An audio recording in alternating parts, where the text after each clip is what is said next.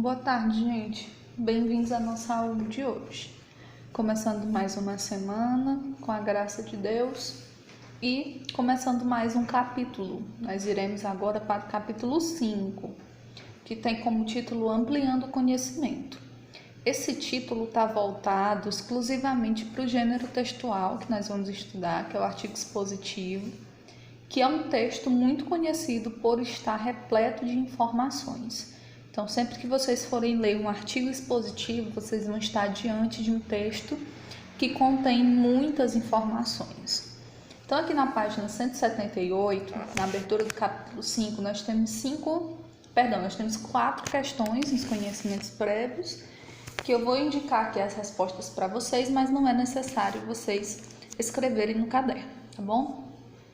Primeira questão, para você o acesso desigual ao conhecimento contribui para a desigualdade social? Sim.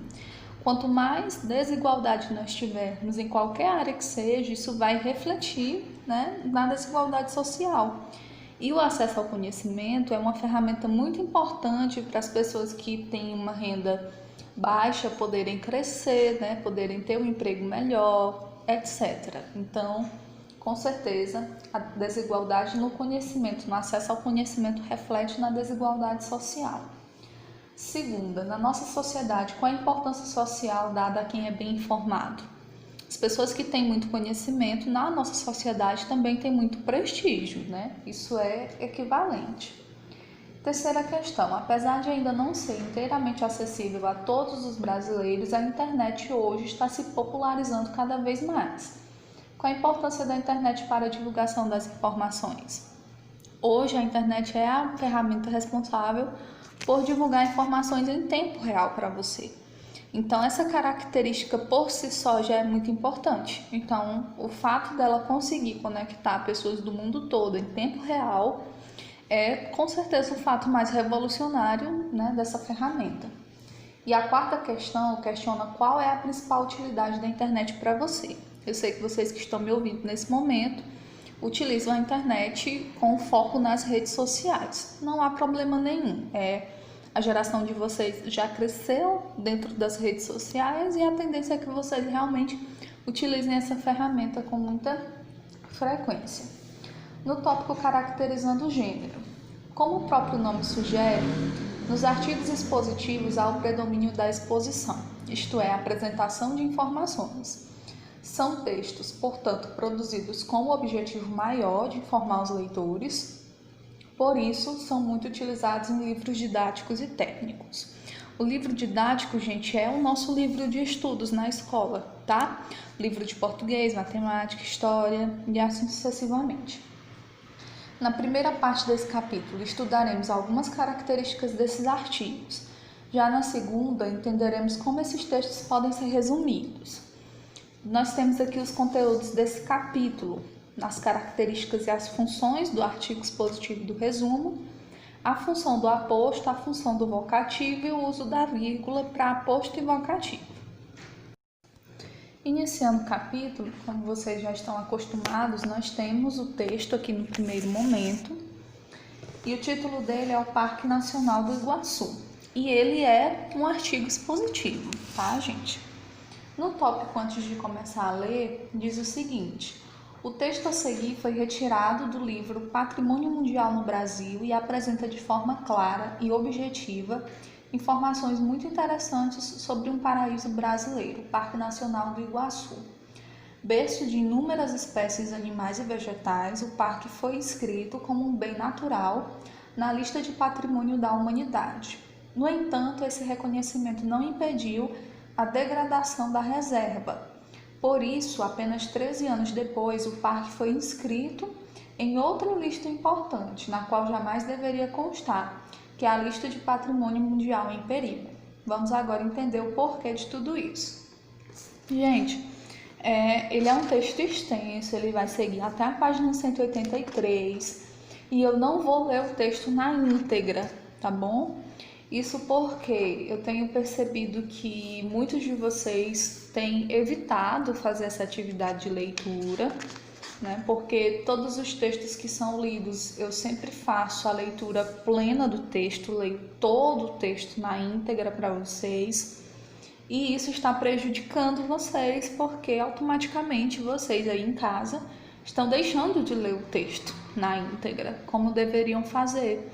Não leem na íntegra ou então não acompanham a leitura. Então, para vocês conseguirem fazer a resolução da atividade que vai para casa, do para discutir, vocês vão precisar fazer a leitura do texto na íntegra, certo? Então, eu vou começar aqui na página 180, falando alguns pontos relevantes sobre o Parque Nacional do Iguaçu, certo? A área do Parque Nacional do Iguaçu, de 170 mil hectares, é parte do Grande Planalto formado por lavas basálticas na era Mesozoica, há 140 milhões de anos atrás, quando a Bacia do Paraná foi palco da mais intensa atividade vulcânica do planeta. O derramamento da lava deu-se pelas falhas tectônicas e a alternância de períodos úmidos e secos há milhares de anos determinou a fisionomia atual da região. As cataratas são formadas no ponto em que o rio Iguaçu adentra em um cânion, resultado da falha tectônica e alargado pela ação das águas. O volume e a força são ímpares, tendo seu ponto alto na Garganta do Diabo, por onde escoa o braço principal do rio, que é o afluente do Paraná. E aí ele vai ter a quantidade de quedas, quantidade de altitudes, que os rios principais ou os rios afluentes aqui do Parque Nacional do Iguaçu fazem parte, e constituem essa beleza natural, não é isso? Na página 181 vai falar, gente, um pouquinho a respeito da fauna, que é muito rica, a fauna do Parque Nacional do Iguaçu. Nós temos onça-pintada, jaguatirica, gato do mato. E essas espécies, algumas delas, são espécies ameaçadas de extinção e são animais típicos dessa floresta, que é a floresta do clima subtropical úmido, que faz parte aqui do Parque Nacional do Iguaçu. Quais são as árvores, que compõem essa floresta? As plantas epífitas, que são as espécies características dessa floresta subtropical, com alturas de 15 e 25 metros as árvores, Nós temos o cedro, o louro, o angico, o ipê, o pau-rosa, este último atingindo até 40 metros de altura. E junto ao solo, próximo do solo, nós temos samambaias, ervas, bromélias, cipós, orquídeas. Então, para vocês perceberem, na página 181, o quanto que o Parque Nacional do Iguaçu também é rico em fauna e flora. Porque quem conhece, ou quem já ouviu falar nas cataratas do Iguaçu, lembra simplesmente da queda d'água, que realmente é o ponto mais característico, é o ponto que deu origem ao nome do parque, até aí tudo bem. Porém, a área de preservação na qual o parque está inserida também é muito importante e é muito representativa no que diz respeito à fauna e flora. Então, esse ponto da página 181, vocês precisam ler com bastante atenção. Na página seguinte, 182 e 183, nós vamos ter o tópico proteção e a justificativa da inscrição. Por que o parque foi inscrito aí? Nós vimos lá no tópico de início, antes de começar a ler, que ele estava inscrito na lista de patrimônio mundial em perigo, Então aqui na página 182 e 183 vão ser expostos os motivos, pelos quais o parque chegou a esse ponto. Então, na página 182, o Parque Nacional do Iguaçu é protegido por uma legislação federal e sendo administrado pelo IBAMA. A proteção da área é essencial para a manutenção da integridade física e biológica de uma das maiores reservas de floresta subtropical do mundo. Sua biodiversidade, aliada à beleza cênica das cataratas do Iguaçu, constitui-se não só um atrativo real, mas fundamental para sensibilizar o público para os problemas do parque situado numa região de intensa atividade agrícola. E ele vai citar, gente, todos os pontos que levam em consideração, né, o motivo pelo qual o parque está inscrito nessa zona. Vai citar o trânsito de veículos dentro da área do parque, que acaba ocasionando o atropelamento dos animais, né? Infelizmente, muitos animais morrem por conta do acesso turístico ao local, porque muitos veículos ficam transitando. A estrada que corta o parque no meio aumenta o risco de incêndios. Tem uma série de questões, viu, gente, aqui na página 182.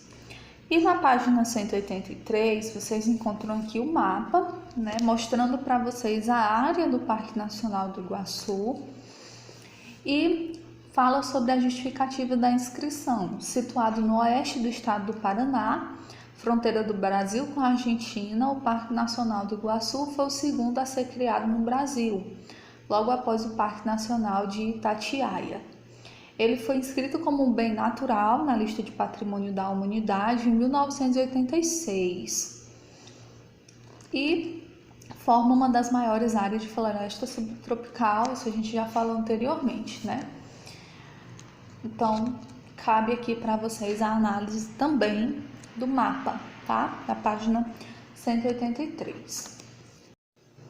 E na página 184, nós temos o dicionário. Chama a atenção de vocês para as palavras que estão destacadas aqui, como cânion, as lanas, epífitas, que são as plantas, né? Nós citamos lá no texto, dossel, endêmicos, avifauna e o manejo e zoonoses, tá? Por que eu estou fazendo isso, gente? Porque isso eu faço em sala de aula, né? Eu chamo a atenção de vocês para o texto. Eu peço que vocês façam a leitura do texto, às vezes de forma individual, às vezes de forma coletiva. Porque quando você ouve a leitura do texto por uma terceira pessoa, por alguma outra pessoa, se você não estiver acompanhando, você vai perder muitas informações importantes. Então, isso que eu tenho percebido, isso que eu tenho sentido recebendo as atividades de interpretação textual, principalmente as questões que são subjetivas, que vocês precisam escrever, às vezes vocês precisam justificar. Tem muita resposta, para ser sincera com vocês, tem muita resposta que você coloca lá simplesmente por colocar. É tipo assim, vamos ver se cola, vai que cola, né? E isso demonstra o quê? Que você não leu o texto, que você não se dedicou para fazer aquela atividade. E isso é muito preocupante. Além de ser uma coisa triste, porque eu tenho tentado, de toda forma possível, não sobrecarregá-los com a atividade. Tenho tentado explicar da melhor forma possível os conteúdos para que vocês consigam realmente absorver, entender, mesmo nas nossas aulas remotas, mas eu não tenho visto esforço e dedicação do outro lado da forma como deveria acontecer, tá, gente? Então, esse novo formato de hoje, onde eu não fiz a leitura plena do texto, onde eu não pontuei todos os parágrafos com vocês, é uma tentativa de fazer com que vocês façam a leitura, tá? Língua portuguesa não é só estudar regras, não é só estudar gramática. A leitura e interpretação textual é tão importante quanto o restante da disciplina, ou quanto o restante dos demais conteúdos. Então, por favor, façam a leitura. Não deixem de ler, façam a leitura, porque ela é extremamente importante para o entendimento de vocês, tá bom? Então, a atividade é somente o para discutir da página 184. Obviamente, feito no caderno, com cabeçalho, tá? Perguntas e respostas, tudo bem organizado, da forma como vocês sabem que eu recebo, tá bom, gente? Qualquer dúvida, vocês podem entrar em contato comigo no PV, tá bom, gente? Bons estudos e até a nossa próxima aula.